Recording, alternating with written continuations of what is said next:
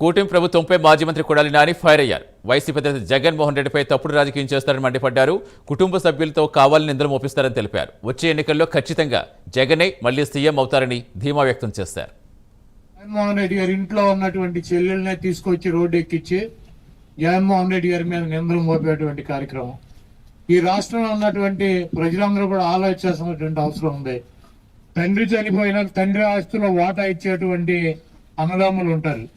తన సొంత ఆస్తిలో కూడా వాటా ఇచ్చి ఈరోజు జగన్మోహన్ రెడ్డి గారి మీద ఇంత దారుణంగా ఆడపిల్లలు మాట్లాడుతున్నా కూడా సంస్కారంతో ఒక మాట కూడా చెల్లెళ్ళ గురించి తప్పుగా మాట్లాడినటువంటి మానవత్వం ఉన్నటువంటి వ్యక్తి జగన్మోహన్ రెడ్డి గారు.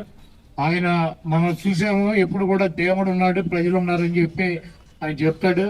తిరుపతి లడ్డు విషయంలో దేవుడు కూటమి ప్రభుత్వానికి కానీ ఆ కూటమిలో ఉన్నటువంటి నాయకులకు కానీ ఎటువంటి ముట్టికాయలు వేసాడో, ఏ రకంగా అభాసు పాలయ్యారో మనం చూసాము. తప్పకుండా ఆ దేవుడి దయతో ప్రజల దయతో జగన్మోహన్ రెడ్డి గారు ముఖ్యమంత్రి అవటం తథ్యం.